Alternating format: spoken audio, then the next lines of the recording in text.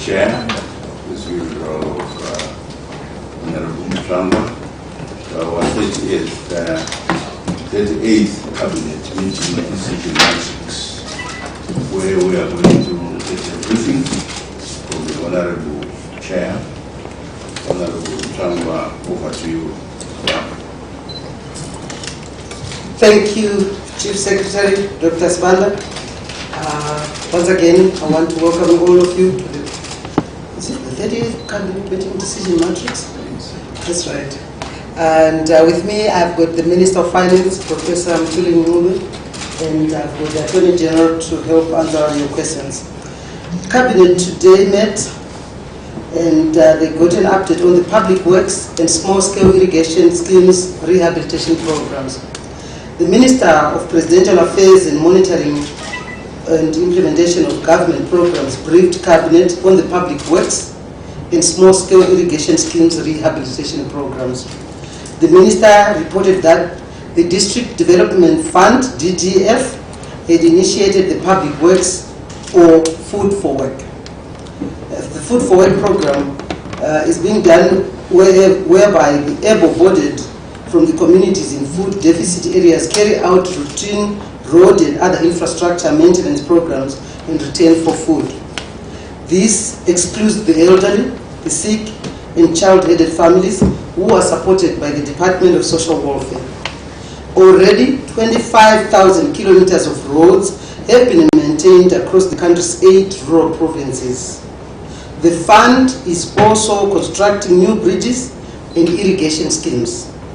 Rehabilitation of those damaged by Cyclone Dai and other extreme weather conditions is also being repaired, as well as restoring minor structures such as invets, culverts, drifts, and pipe drifts.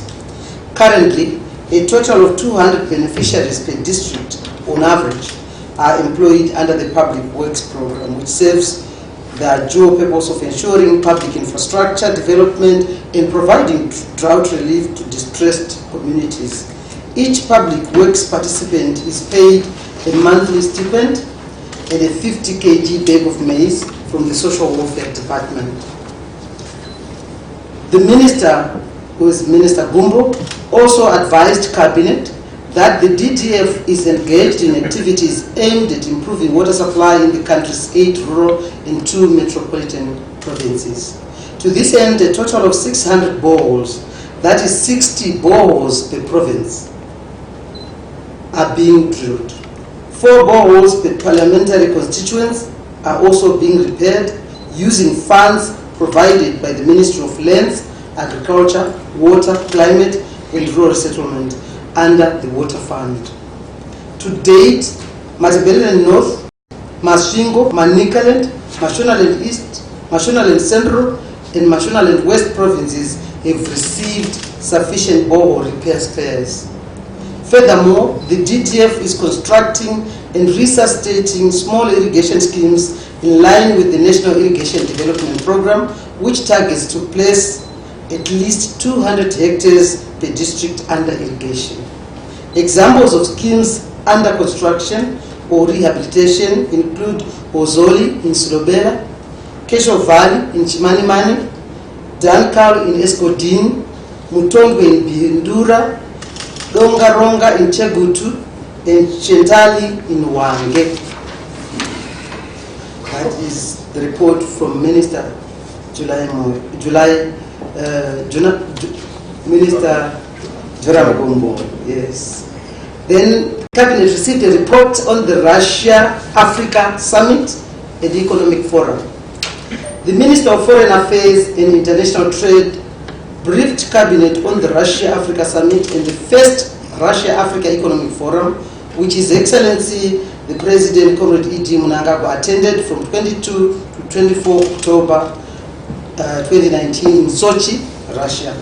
The forum gave opportunity for the President to promote Zimbabwe's investment opportunities in the country's re-engagement agenda. Highlights of the summit and economic forum include the following. The summit was attended by 2,000 Russian companies, thus demonstrating that emphasis was more on economic ties than political relations. During the last 5 years, Russia has doubled trade with Africa and would strengthen economic cooperation by establishing business councils with African countries, increasing trade missions to Africa, and leveraging on the Continental Free Trade Area Agreement. We also looked at solicitation by the Trade and Investment Chamber of Russia for joint investment projects with African countries, including in the oil and gas, diamonds, information, nuclear industry, and special economic zone sectors. And also the writing off of a US 20 billion worth of debt was done by the Russian Federation in order to enable the benefiting countries to use those resources to spur economic growth. His Excellency, the President Kolmodidi Mnangagwa, also briefed the summit on Zimbabwe's ongoing socio-economic reforms and called for support for the country's efforts to have the sanctions unilaterally imposed on it by the Western nations removed forthwith. He further called for the reform of the UN Security Council to make its membership more equitable and representatives of all the world's nations. At the country level, the Minister of Mines and Mining Development, Honorable Chitando, and Minister of Finance and Economic Development, Professor Mtuli Nube, respectively, have signed the following two memoranda of understanding with the Russian Minister of Natural Resources.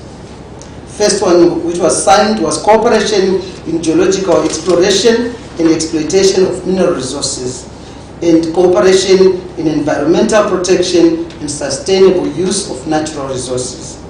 The memoranda will go a long way in boosting economic growth, which is government's key priority post the ongoing austerity measures. That is as far as the trip to Sochi. Then Cabinet also received an update on the second phase of the implementation of ease of doing business reforms, which the Minister of Finance and Economic Development presented. The reforms are based on the 10 World Bank doing business indices, namely starting a business, construction permits, access to electricity and other public utilities, registering property, access to credit, protecting minority investors, payment of taxes, facilitation of cross-border trade, enforcement of contracts, and resolution of insolvency.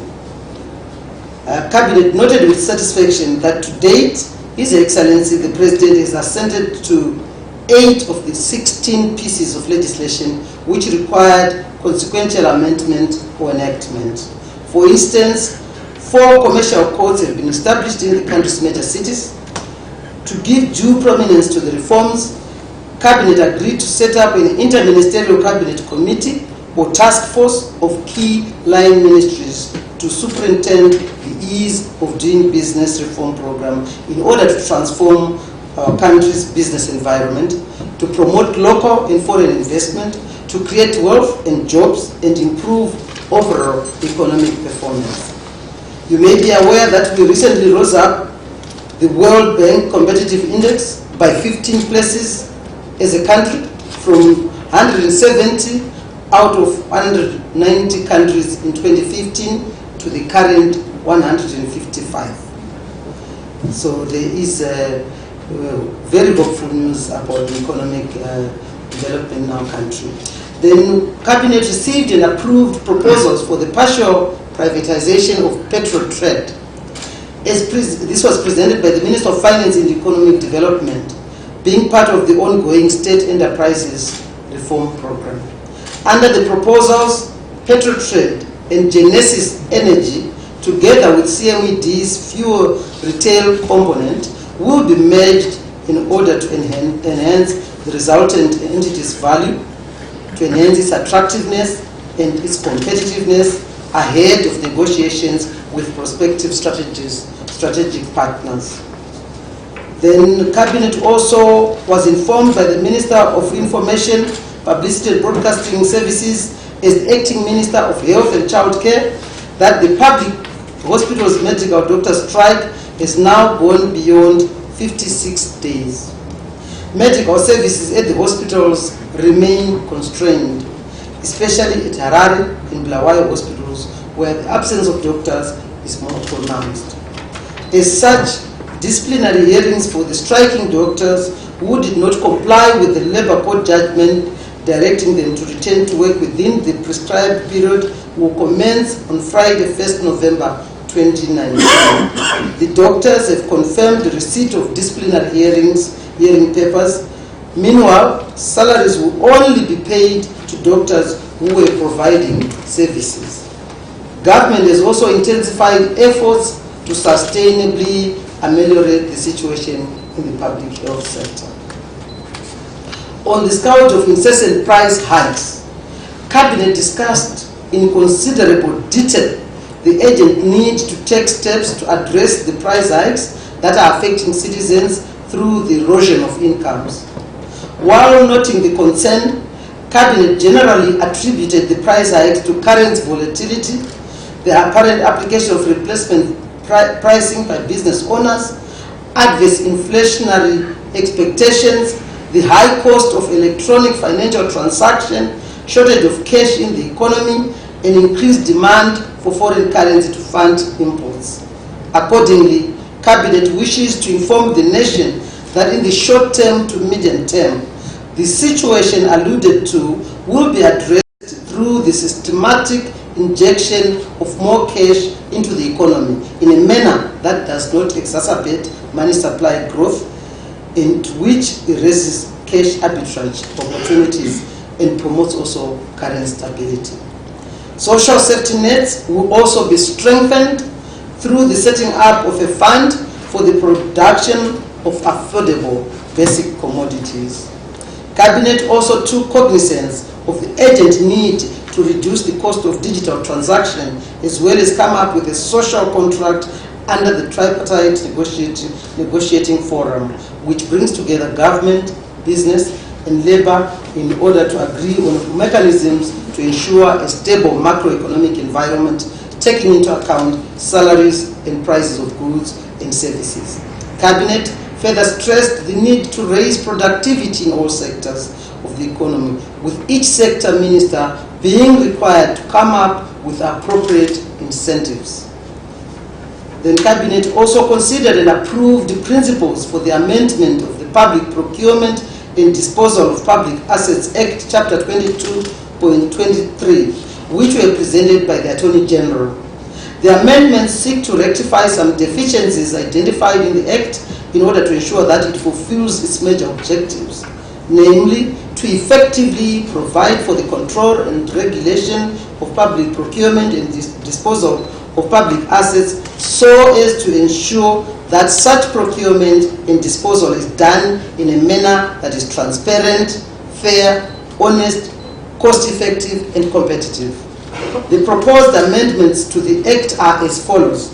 1. Extending Section 3(6) of the Act to cover not only construction works, but also goods and services. 2.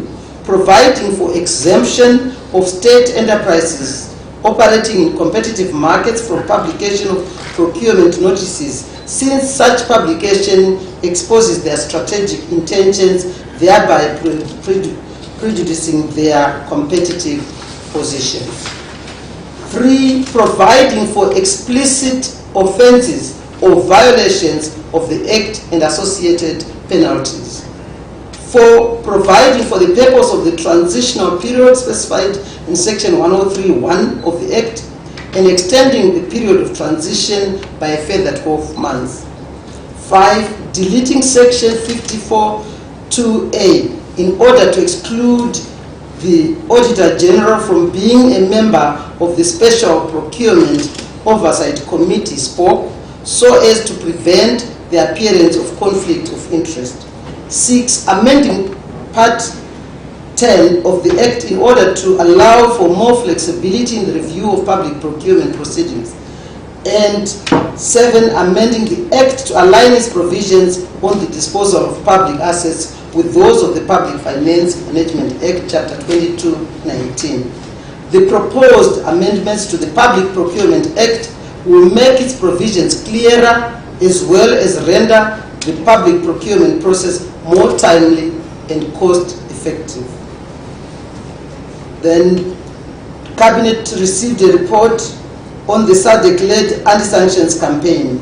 The Minister of Foreign Affairs and International Trade gave Cabinet an overview of the activities undertaken in pursuance of the SADC-sponsored 25th of October 2019 anti-sanctions call for solidarity with Zimbabwe. The Minister noted that the majority of SADC countries had specifically issued bold solidarity messages calling for the immediate and unconditional removal of the sanctions imposed against Zimbabwe.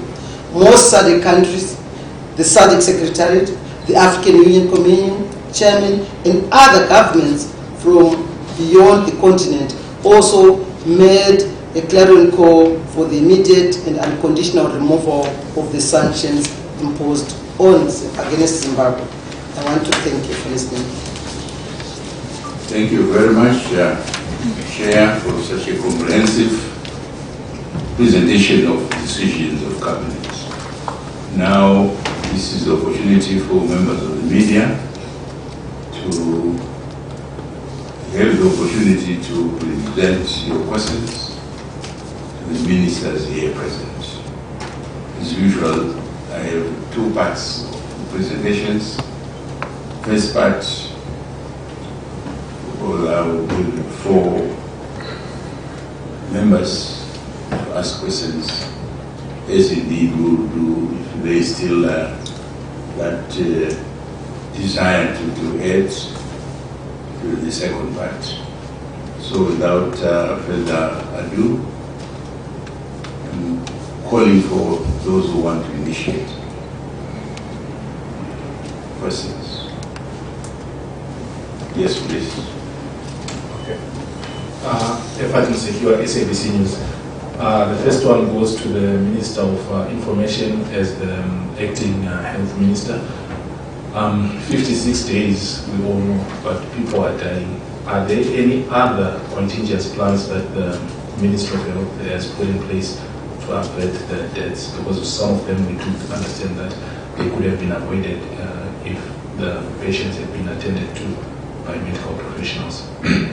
Then secondly, to the Minister of Finance, just a few hours ago, the Reserve Bank Governor did indicate that a new currency is on the way, and that the Minister is going to issue a statutory instrument to that regard.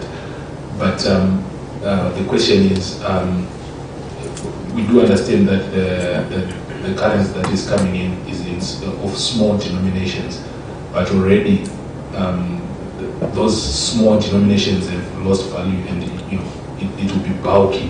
Why are the authorities still insisting on bringing in these small denominations rather than just bringing in larger denominations, which make it easy to move around with? Thank you. Okay. Any? Yes. Oh dear, yes, please.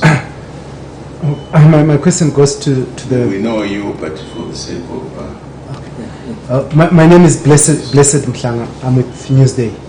My question goes to the Acting Minister of Health. Government is paying doctors around 2,000 RTGS dollars, and knowing that it's not even money that can fill your tank twice.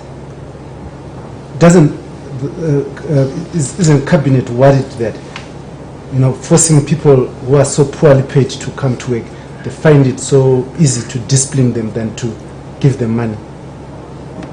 What is the government policy in terms of the welfare of its workers? Does it just want people to work even if they can't afford basics for themselves? So I want to understand.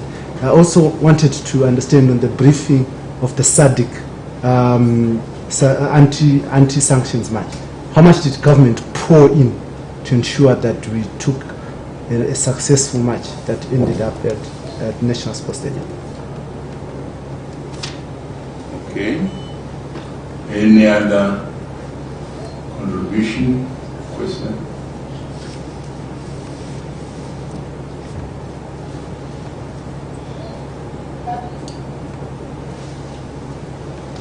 I wanted 4 questions because If there are no more questions, I'm going to stop there. We only have a second. Yeah. Okay, please. Thank you so much. My name is Leon from newslogo.com. My question goes to the Minister of Finance. What's the name again? Leo. Yeah. The Arab Gazette has just announced that we will have a new currency within the next 2 weeks or within the next 2 weeks. And just about 2 weeks ago, government refuted those claims that we will have a new currency very, very soon. These policy inconsistencies, how will they affect our economy? This is to the Minister of Finance. And also, what is the main difference between this coming currency and the bond RTGS we already have? What are the implications of it coming? Won't it be devalued by the same system within a short period of time? Thank you. Thank you. Last questioner. Yes, 3 years, not yet 4 years. My name is Maxwell Tabataba from Star FM. My question goes to the Minister of Finance. Minister of Finance indicated that as the country, we have been implementing the austerity measures, and we have come to the end of the austerity measures. So my question is, when are we going to see Minister moving like your 2% tax, and also trying by all means to reduce the heavy burden of taxing people in the country, especially at this particular time when people are earning less? Okay. Thank you very much. So, back to Honorable Chair. Thank you very much. Respond. Thank you. Thank you very much, Chief Secretary, and I want to thank you for all those wonderful questions. The first question was from SABC, and you indicated it's 56 days since doctors started this strike, and certainly you say people are dying, and the job of government, the concern of government is to make sure that we avert death of our people, and there's been a lot of work which has been done. Even the Ministry of Defense has been called in to bring in the doctors to make sure that at least people are treated. We are obviously calling for doctors to have that human mind and human heart to say that whilst we are negotiating, because government is never failed to dialogue, has always been encouraging doctors and nurses to come on the table and discuss and dialogue to make sure that we come up with we all understand the problems which are going on. I want to tie it with the issue that doctors are being issued $2,000. The Minister of Finance is here. I'm sure he will also tackle that. But I'm sure when we talk about the salaries and how they've been eroded by inflation, this is across the board, and a lot of our people are suffering. And this is why government, even cabinet today, spend a lot of time debating the issue around the price hikes, which have made life very, very difficult. And as a government, we are quite concerned, and a lot of interventions are being put into place, especially when it comes to safety nets, to just make sure that we give some relief to our people. We are very much aware that the populace are suffering, and this cannot continue. We hope the doctors will come to their senses, and the Zimbabweans to do the job which they went to school to do, to save human life. And we are calling them to come back to work. And just to say, it's not all the doctors who have been away from work. Our hospitals have actually been manned. I'll tell you, we do have, of course, they are not enough. Those who are working, and we are very grateful to those who have continued to give their services, even as the challenges of attending all the patients becomes a big challenge. But there have been doctors who have been attending to our patients, and we feel certainly we work together with the Ministry of Finance to make sure that we reach an agreement with the doctors. It's okay to dialogue, it's okay to talk, but we can't give up on what we actually what we're trying to do to save life, because the negotiation dialogue can go on whilst people are on the job. And this is what we are continuously telling the doctors, that it's important to get back to work, it's important to save people's lives because we wouldn't like to lose life unnecessarily. And then the second question was on the new currency on the way. I think this is a question which was the two people who actually raised that question. The first one was from SABC, Minister of Finance. They want to understand why you're coming up with small denominations. Because small denominations will obviously be very bulky to get around. And tying that together with Leo, maybe you can answer that at the same time. Leo of newzimbabwe.com, he was saying RBZ had announced a new currency last 2 weeks, but government actually refuted that. But now the RBZ is actually said there will be new currency coming in. Isn't it a question of inconsistency? Thank you. Sanctions.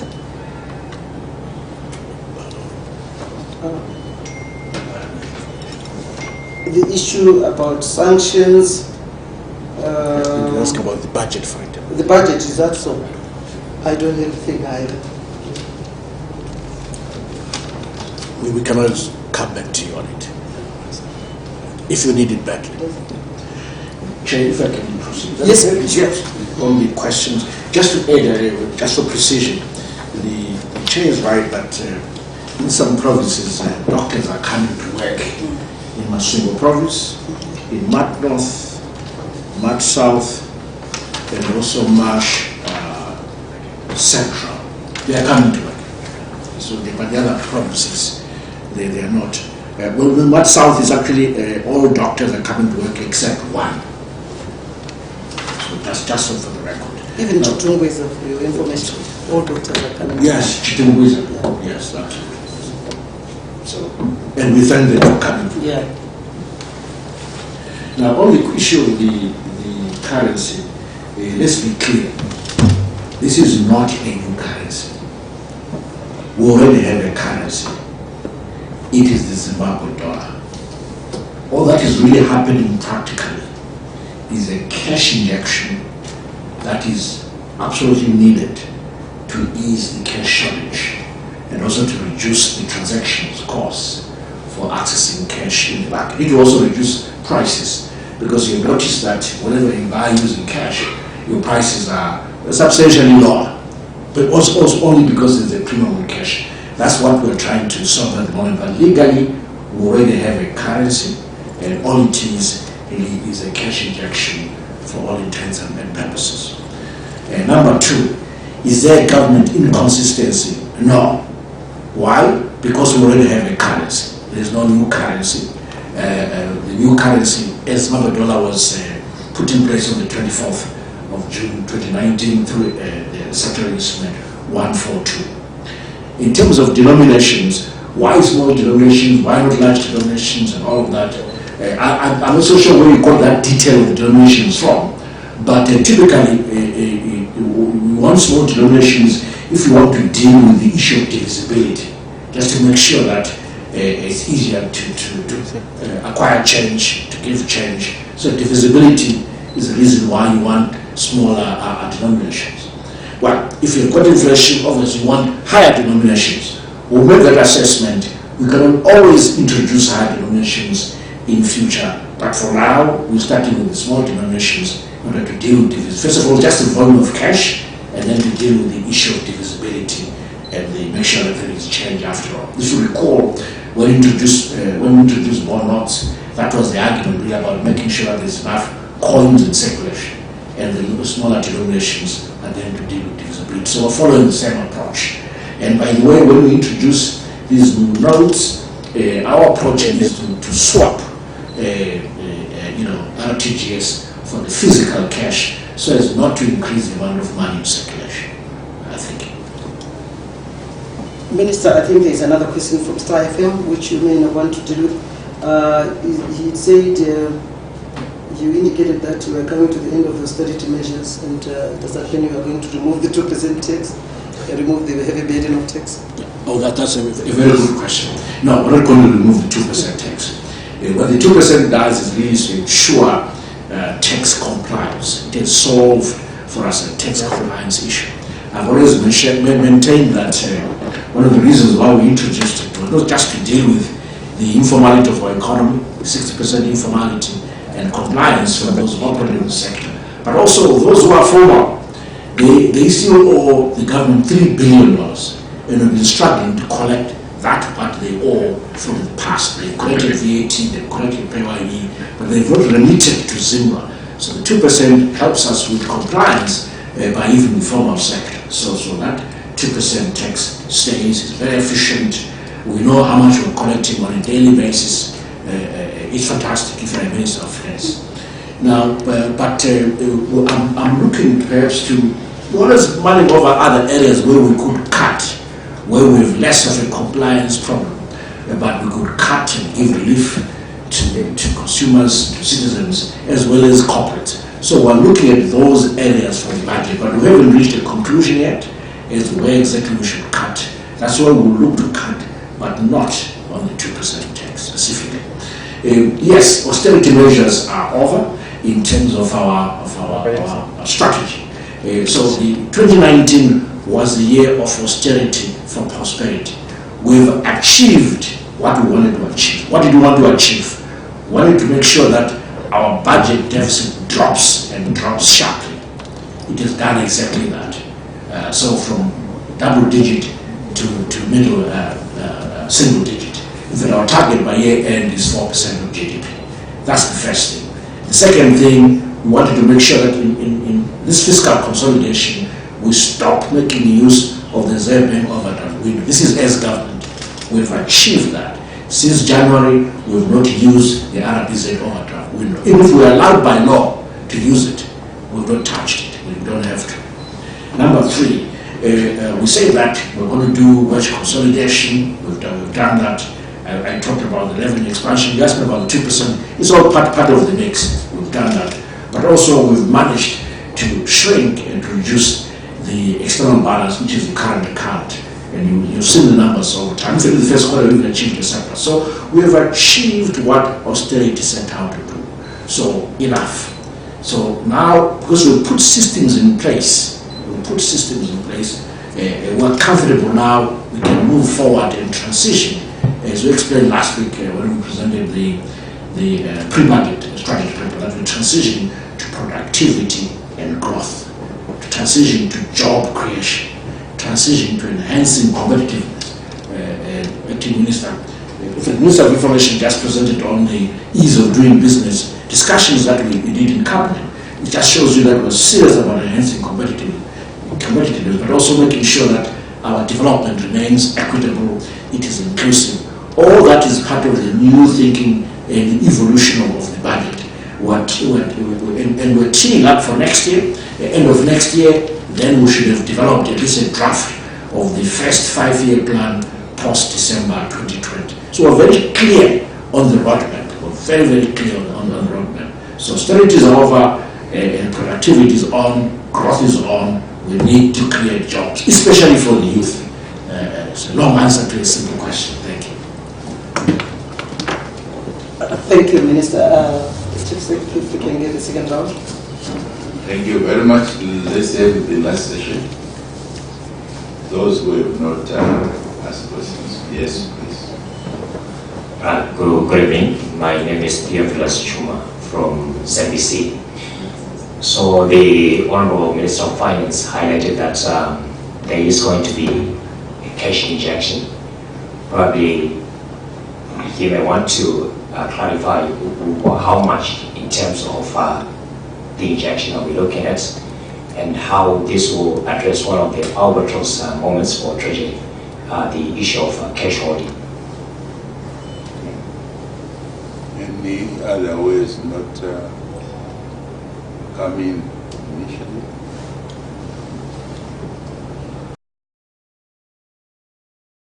Anybody at the back there? No, you came in. Yes, please. My name is Father Machulinga from the Herald. Your voice now, please. Father Machulinga from the Herald. Oh, yes, yeah. Okay, I'm Father Machulinga from the Herald. Okay. The minister indicated that discussions on price hikes took center stage in the cabinet. And some of the things that the retailers have mentioned include the cost of doing business, especially the continuous escalation in the prices of fuel and energy. I don't know what this government has any plans to deal with these two issues, which have been cited as a major contributory factor to the continuous rises in price. Okay. All right, again now we have the next figure. Yes, my question goes to the Minister of Finance. When the cabinet was discussing issues to do with price, blessed income. When cabinet was discussing issues to do with price hikes, it actually specifically I heard saying that the 2% tax is one of the issues, that is the cost of electronic money, which includes the 2%, is one of the issues that is driving cost up. But you're saying you're going to keep it, so you want to keep driving the cost up. Is that the and also the next question is, when you say we are comfortable, now we can move because austerity is achieved, when all the people are crying out and they're suffering, doctors are incapacitated, workers are downing tools. You want to keep austerity? I'm happy to keep it. Now I want to understand when you say when you say we are comfortable, with the results, who is comfortable? Because the people are not comfortable. Is it the finance minister who's comfortable? Is it the country who's comfortable? Who is comfortable when you say we are comfortable? Bless it. I think you're splitting hairs. You know what I mean. What I mean comfortable, I mean that we've achieved the objectives of austerity. And I went to town to explain what those objectives are. Right? So when I say comfortable, I mean that the objectives have been achieved. So now we must move on to the next stage. This is us as policymakers. The next stage is now dealing with productivity, and then growth, and then creating jobs, making sure that the youth get more opportunity. Surely that's a better place to be. So that's what I meant. Don't split hairs. You understand me very well. I know you work for very exciting newspapers and they're looking for an exciting headline. Now on the issue of cash injection, how much? Who asked that question? I can't give you the figure in terms of cash, how much. Usually we leave those technicalities to the Reserve Bank to work out even the speed of introduction. They work that out. It's a technical process. As I said, that involves the swap of RTGS, electronic money, with physical cash. Also, you decide how much you give to each bank. There's a whole technical process that they work through. So I can't give you a figure. In any case, they do it over time rather than one-off. And then from Farai, from the Herald, the cost of doing business, the role of fuel price increases that are driving up prices. What we've been trying to do with fuel price increases, I'm sure the Minister of Energy can answer this better, was really to deal with the arbitrage opportunity that has emerged and has always been present, really driven by the exchange rate and the difference in the parallel market versus the interbank rate. That also has been driving that arbitrage opportunity in the fuel sector, therefore causing the players to even export some of the fuel. We know that, and some of you do it, by the way. So the idea is to close that arbitrage gap, and the part of the strategy for raising fuel prices was to deal with the arbitrage gap, and therefore reduce the demand for the illicit or parallel market for fuel in the first place. I dealt with President Mhlanga. I tackled him first. Yes, I think you've dealt with all. I think I dealt with all. Yeah. That's right. Thank you. Thank you very much. Yes, please, David. Chuma has not been answered. It's true. No, Theophilus, that's the first one he started with. Oh. Because Theophilus wanted to know the cash injection. If you want a supplementary. Supplementary. But probably just looking at the other millstone around cash holding. Oh, yeah, I'm sure you got that. So, what do you mean cash holding? Yeah. Cash holding. Holding. What's the problem with that? When we were at the Reserve Bank, we understand there are some companies that are cited to be probably controlling the bulk of the amount circulation. So I wanted to find out what are some of the strategies that are being implemented as we look towards this injection of new capital, probably safeguarding against such in the future. Well, we've got the Bank Use and Bank Promotion Act. I think the trick is to make sure that we can enforce that act, to make sure that there's an equitable distribution of the cash, it can move around, it can circulate, and people stop hoarding it. But also, I think to be fair also to the public, we need to work with the banks for them to raise the interest rates on domestic currency in the first place, so that then you lose something by holding on to domestic cash and not putting it in the banking system. You lose something putting that in a market. So we should make it unattractive for you to hold on to your cash, put it in the bank and earn some interest rate. But also we tried to launch we launched the savings bond in US dollars, also as a way of giving savers in US dollars an interest rate, which the banks are not giving. So we're trying our best to make sure that we improve savings behavior, we ameliorate the cash hoarding behavior, but also you will use the Bank Promotion and Bank Use Act to try to manage those who prefer to hoard cash rather than let it circulate. Thank you. Okay, last one. Thank you. Thank you very much. The question pertains to the report that was given by the Minister of Implementation of Projects, about water and boreholes. We are getting reports that provinces like Matabeleland, North and South, basically Matabeleland provinces and parts of Midlands, the drought situation is quite severe there, and both animals, livestock and wildlife, and including people, are going without water. What is the time frame for the agency to implement, to get these boreholes operational? What is the time frame that was given for this work? Thank you very much. I'm sure Minister of Finance will also add. This is already work in progress. From the report, the work is already started, and they are moving at a very fast speed. We are aware of the fact that some people in certain areas are going without water, clean water. So the government is actually moving very fast on it. But Minister, you can supplement on that. A bit of a supplementary, thanks, Minister. I was directly involved in pushing some of the bore drilling activities in Mud South, certain part of Mud South.